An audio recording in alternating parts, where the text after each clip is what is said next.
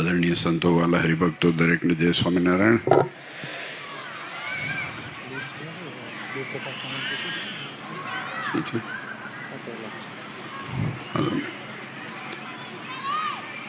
કૃષ્ણ સ્વરૂપ સ્વામી છો એટલે વાંધો નથી, સમયસર થઈ જવાનું છે. બધું સમયસર જ થાય છે આ જગતની અંદર છે ને. સમયસર થાય ને એ જ સારું. હું ઘણી વખતે કહું છું, આ તો ઓફ ધ રેકોર્ડની વાત છે, સમયની વાત થઈ ને એના ઉપરથી મેં કીધું ભગવાન જે કરે ને એ બધું સમયસર કરે છે. આપણે વહેલું દોડીને કરવા જઈએ ને, જો માં હોય પોતાના દીકરાને 9 મહિનામાં જન્મ આપે, વહેલું થાય તો છોકરું ઇન્ક્યુબેટરમાં જાય, અને મોડું થાય તો 2માંથી કોકનું તકલીફ વધી જાય. એટલે સમય છે ને બહુ બળવાન છે, અને પણ ભગવાનથી બળવાન નથી. ભગવાન આપણને મળ્યા છે. આજે સરસ સંતોએ વાત કરી. આપણા ગામનો ઇતિહાસ, એ ઇતિહાસ પરંપરાનો ઇતિહાસ છે, સિદ્ધાંતનો ઇતિહાસ છે, નિષ્ઠાનો અને ભગવાન પ્રત્યેની આસ્થા, શ્રદ્ધા અને પરિપક્વ ઉપાસનાનું જાળવણી કેવી રીતે કરવી એના માટેનો ઇતિહાસ. જગતની અંદર છે ને બધા દંતકથાઓ કરે, આપણા પાસે ઇતિહાસ છે. આજે પણ એ કોરીઓએ છે, એ પત્રએ છે, અને એ ઇતિહાસ આપણા પાસે હાજર છે. આપણે ભાગ્યશાળી છીએ, બહુ ભાગ્યશાળી છે. વસ્તુ એટલી છે, હમણાં સ્વામીએ વાત કરી, અને લગભગ જ્યારે જોઈએ ને ત્યારે રૂટીન થઈ જાય ને ત્યારે અંદર ઉતરતું બંધ થઈ જાય છે. જેમ આરતી કરતા હોઈએ તો પૂર્ણાહુતિની આરતી કરતા હોય તો આમ જોતા ડાફોડિયા મારતા હોઈએ આપણે બધાએ, કેમ કે ટેવ પડી ગઈ. બાકી મુક્તાનંદ સ્વામીએ જે શબ્દનું વર્ણન કર્યા છે, જો એ આરતી જ એક માત્ર કડીએ જો જીવનમાં ઉતરી જાય તો આ જીવનું કલ્યાણ તો ઠીક છે, ભગવાન સામેથી આવીને લેવા આવે, અને આ ભાવમાં તો સુખી થવાય ને દેહ પડી જાય તો એ સુખી થાય. આજે આનંદની વાત છે કે રામપરના આંગણે આવો ઇતિહાસ આપણા પાસે જ છે. ગર્વ થવો જોઈએ રામપરના હરિભક્તોને ખાસ કરીને. જોકે ઘણા બધા હરિભક્તો દેખાય છે, આ બધા બીજા ગામોમાંથી. અહીંયા જો તમે બળદિયાથી ને સામત્રાથી ને હરિપરથી ને બધા એમ જો એ બાજુ બધેથી દેખાય છે. સુખપરનાય છે ને માનુકુવાના દેખાય. પણ આપણા માટે હું જે માનું છું કે આ વસ્તુ એટલી મહત્વની છે ને, ખાલી સાંભળવા માટેની નથી. આજે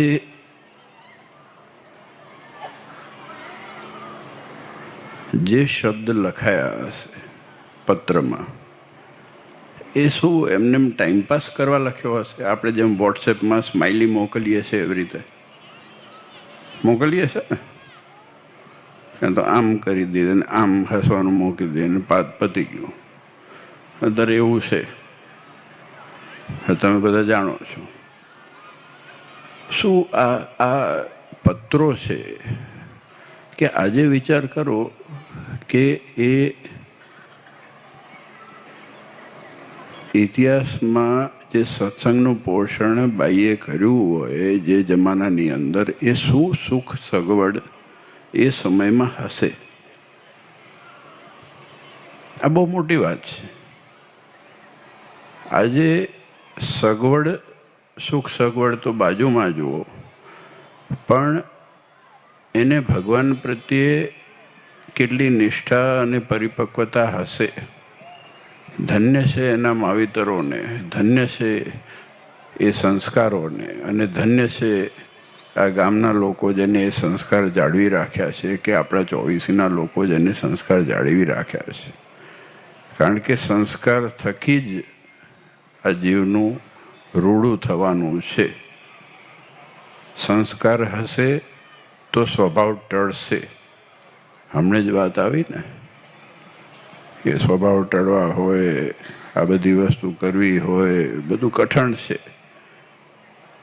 બધા પ્રશ્ન વચનામૃતમાં આવે છે, એના ઉત્તર મહારાજ પોતે કર્યા છે. એમાં બધા કઠણ જેવા પ્રશ્ન પૂછ્યા છે.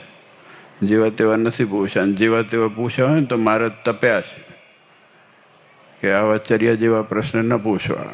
આપણી ભાષામાં 24ની કે ચર્યા જેવું ન પૂછો, કે થોડોક વજનદાર પૂછો કે જેનાથી જીવનું કલ્યાણ થાય. કેટલી માળા ફેરવી ને આટલી માળા કરવી ને બરોબર છે. તમારે જે કરવું એ કરો, શ્રદ્ધા હોય, વિશ્વાસ હોય. અને જો આ હમણે ખબર નહીં, મને ભગતે અમને તો બહુ સરસ મજા આવી. કંઠી છે કે માળા છે, મેં કીધું આ એક હમણે મેં કંઈક જોયો તો ફોન આવે છે, આમ ખોલો એટલે પોળો થઈને પેડ થઈ જાય. એટલે આને સરસ છે. ક્યારેક કાઢીને પછી માળામાં એ ઉપયોગ થઈ જાય, મલ્ટીપર્પઝ. આપણે નથી કંઈક એવો ફોન થાય ઓલો આમ પોળો થાય. એટલે એવી રીતે આ માળા પણ વસ્તુ, આ તો વાતમાંથી વાત માળા નીકળી, એમાં મને યાદ આવ્યું, મને ગમ્યું. આને તો હું રાખીશ કે આટલી મોટી માળા મેં જિંદગીમાં જોઈ જ નથી. એટલે સારું છે. મને તો યાદગીરી ગમે છે. હું રાખી મૂકું. અમુક જુદી ભાતની વસ્તુ હોય ને એ યાદગીરી તરીકે રાખી મૂકું. તો હવે જ્યારે જોઈશું ત્યારે આમ પર યાદ આવશે. તો આજે વસ્તુ એટલી છે કે આપણા ગામ ઉપર જે પણ આ પરંપરા મળી છે, જેના નિમિત્તે આ જગન થાય છે, એકવાર શાંતિથી બેસીને વિચાર કરવાનો છે. રાતે સૂતા પહેલાં 5 મિનિટ, 3 મિનિટ, 2 મિનિટ એટલો વિચાર કરો કે આપણામાં, હું કાયમ કહું છું કે શું તમારા કે મારામાં એટલી પાત્રતા છે કે આપણે આટલા સુખી થઈ શકીએ? આ બહુ સીધી સરળ લીટી છે. હું તમારા ઉપર નથી કહેતો, હું મારા ઉપર કહું છું. શું આપણામાં એટલી પાત્રતા છે? આપણે એ લાયક છીએ કે આપણને આટલું બધું સુખ મળે છે?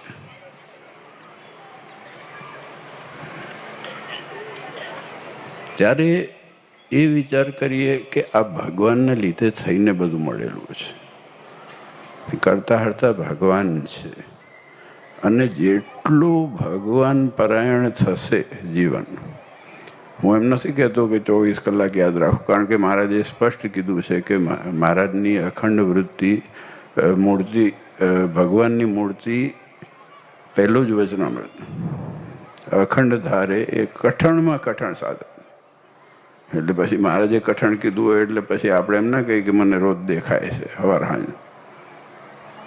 અને એના માટે બીજા બધા વચનામૃતો પાછળ જેટલા છે ને 272 એ એના માટે પૂરક છે કે ભગવાનની અખંડ વૃત્તિ ધારવા માટે કરવું શું? તો એ પ્રશ્નના ઉત્તરો બીજા વચનામૃતમાં છે. વસ્તુ એટલી છે કે આપણને પરંપરા મળી એનો વિચાર કરવાનો, રાખવાનો. આજે હમણાં ભગતજીએ કીધું, સવારે ત્યાં ગયા, ગઈકાલે આવ્યા ભુજ.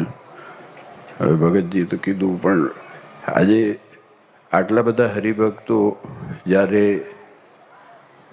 તન, મન, સમય અને ધનથી યોગદાન આપતા હોય, આ સંતો સવાર સાંજ મહેનત કરતા હોય. આજે સવારે જ વાગડમાં હતા અમે મોડપર ગામમાં, દૂર દેશના હરિભક્તોએ સેવા કરી. પણ એ આંગળી ચીંધાનું પુણ્ય છે. મેં સવારે જ કીધું, મેં કીધું આજે એ હરિભક્તો કદાચ આયા ન હોય, પણ વસ્તુ એ છે કે ભગવાન સુધી ગમે તે રીતે આ જીવ પહોંચે એના માટે થઈને આ બધા પ્રયત્ન છે. એટલે હું તો એટલું માનું છું કે ભગવાનના દર્શન કરીને, ઘણી વખત હું કહું છું કે ભગવાનના દર્શન કરીને ભેગા ભેગા પોતાના દર્શન કરી લેવા. મેં વચ્ચે કંઈક કીધું હતું, મેં કીધું આટલું દર્પણ સવારે હોય છે ને આપણે તિલક ચાંદલો કરવાનો, કંઈક હમણાં જ વાત થઈ હતી, ખબર નહીં. તો આમ જોઈએ તો મૂળ શેના માટે હોય કે અલાઇનમેન્ટ આપણા તિલક ચાંદલાના હરખા છે કે નહીં એ જોવા કરીએ. આમ કરીએ ને. હમણાં તો આપણા કણબીમાં નાનો ચાંદલો કરે સ્વામી, આટલું ઝીણું ઝીણું આમ ટીપકું ટીપકું થઈ ગયું. પણ વાંધો નહીં, ચાંદલો કરો છો સારું છે, પણ વસ્તુ એ છે કે મેં એ કીધું, મેં કીધું આપણે આટલું નાનું દર્પણ હોય એમાં જોઈએ કે આમ કરીને આમ તિલક કરીએ, પછી ચાંદલો કરીએ, એનું અલાઇનમેન્ટ નથી જોવાનું, આપણું અલાઇનમેન્ટ જોવાનું છે. તિલક ચાંદલો બીજાને દેખાડવા માટે નથી, તિલક ચાંદલો તો આપણે જોવા માટે છે કે આપણે જે રસ્તા ઉપર નીકળ્યા છે એ રસ્તો ક્યાંક ભૂલી ન જઈએ, એટલા માટે દર્પણ છે. એટલે જ્યારે ભગવાનના દર્શન કરીએ ત્યારે અંતરદ્રષ્ટિ પણ કરવી એ બહુ જરૂરી છે. કે ગઈકાલે મહારાજે વાત કરી છે કે ગઈકાલે જેવો સત્સંગ જાણ્યો તો એનાથી અધિક જો આજે જણાય. ગઈ પૂનમે, ગઈ એકાદશીએ ગયા જગનમાં રામપરમાં આવ્યા અને આજે આવ્યા, એમાં કંઈ ફેરફાર થયો કે ન થયો એનો આપણે અંતરદ્રષ્ટિ આપણે આપણી રીતે કરવાની, પછી બાજુવાળાને નહીં જોવાનું. તો આજે બહુ ભાગ્યશાળી છે આપણે કે આવો સરસ ઉત્સવનો લાભ અને બહેનોનું યોગદાન છે. આજે જે ઉત્સવ કરીએ છીએ એનું મુખ્ય કારણ જ છે અને એ પરંપરા જાળવીને રાખી છે. આજે સવારે મોડ પર ગયા તો એ બાજુમાં ગામમાંથી બહેનો જે લગ્ન કરીને આવ્યા હોય એના લીધે થઈને જ મંદિર થયું. તો બહેનોનું યોગદાન છે આપણા સંપ્રદાયમાં બહુ મોટું યોગદાન છે, જેનાથી પોષણ થાય છે સત્સંગનું.